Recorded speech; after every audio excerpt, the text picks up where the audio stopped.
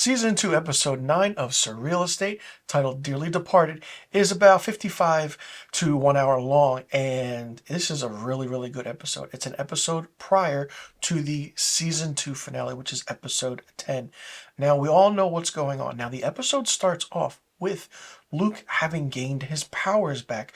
We find out that the mother this entire time had those powers, and she transferred it over to Luke once again in the last episode, which is episode 8. Episode 9 kind of is different in a way because we see Luke trying to, re-understand what he lost at the end of season 1. Now with Luke, he sees a little girl trying to cross a street, but he doesn't realize that it's a ghost girl, and she explains what happens and what's going on. But then he realizes, like, oh, that's okay. What is happening? Not only that, we have the story of Susan being stuck in the house that she bought and that she's in. We understand after how episode 8 ended, we see Zoe kind of recuperating after her injuries. We don't know what happened with that.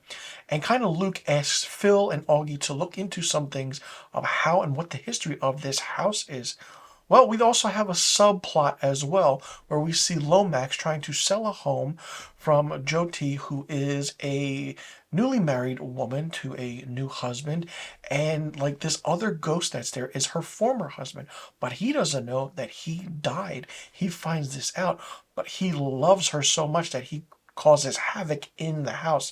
Pictures falling, breaking, baseball bats falling, and then a knife being thrown from the counter to the wall where the now husband is standing. Lomax sees all this, calls Luke, and Luke has a one-on-one with the former husband who passed away, basically saying like, hey, listen, we have to figure this out and what's going on.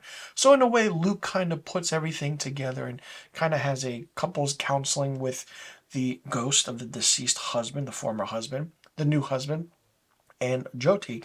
And basically, kind of, Jyoti explains like she loved him and everything, but she just didn't know what to do. And then Luke goes into the kind of men's den area, that man cave where he had all his comic books and everything. It's kind of a nice Easter egg to see Winona Earp comic book on the wall because the actor that played Luke's Roman, Tim Rosen, was in the show Winona Earp, which is really, really nice touch. And then this dead ex-husband is like, listen, hey, I have a way to kill her. And Luke is like, if you love her, you wouldn't do that.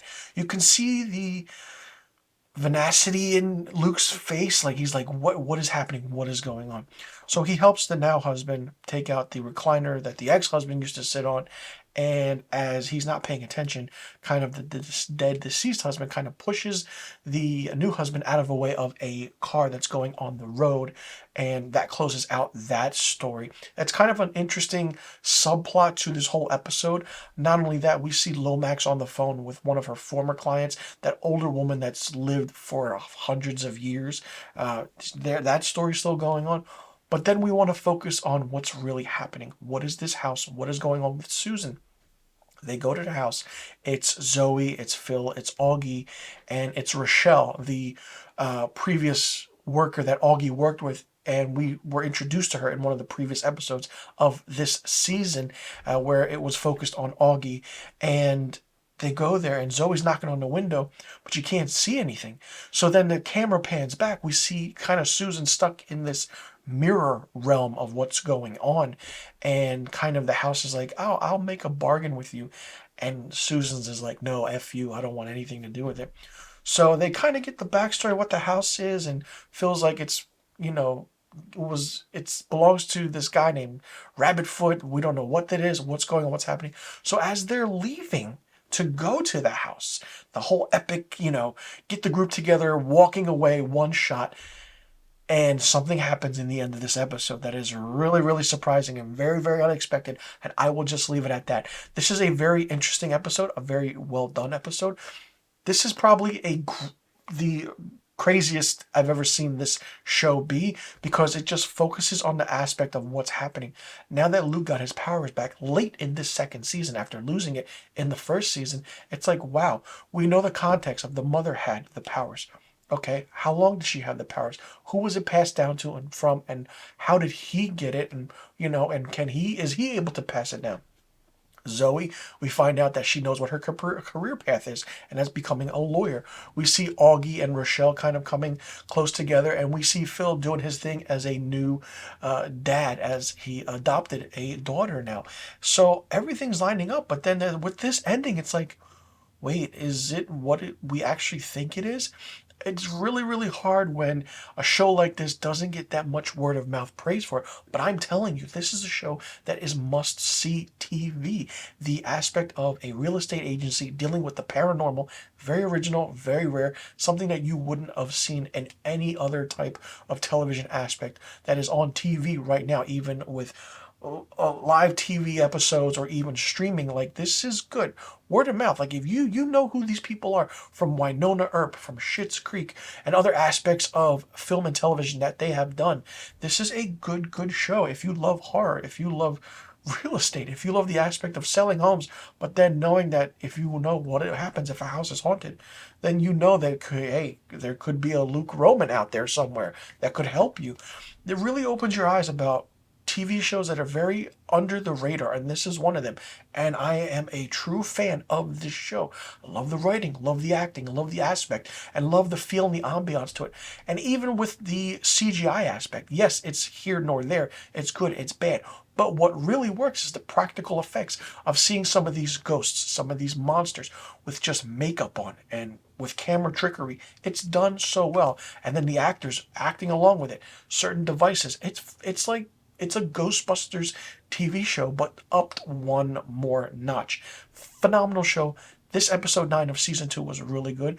It always is at the end of a season, near the end of a season, whether it be however many episodes that season of a show is.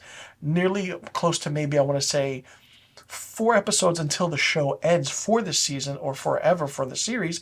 The show picks up. It gets better in story. And this is what's happening. I would love to see a 3rd season of Surreal Estate because there is so much more you can do with this and so much more you can do as a story. It's done really well. I absolutely love it. And I'm really curious to see what's going to happen in the season 2 finale. Let me know in the comment section below what you thought about the season 2 episode 9 of Surreal Estate titled Dearly Departed. Did you like it? Did you not like it? What did you think of it? What do you think about the main story, the subplot? Did you like how everything was going? Do you think that Luke has his powers back now, that he will actually use them? And how did you think, and what did you think about this ending of episode 9? Did you expect that ending? And do you think it is what it's supposed to be? And how do you see this season 2 finale going? And do you want to see a season 3 of Surreal Estate? Let me know in the comment section below about all the questions I just asked. And be sure you click that subscribe button and hit that notification bell for new review videos on my channel. I'll see you all in the next review video. I'm Mr. Filmstock. Thank you so much for tuning in. And be sure you tune in next week for my season 2 finale, episode 10 review of Surreal Estate.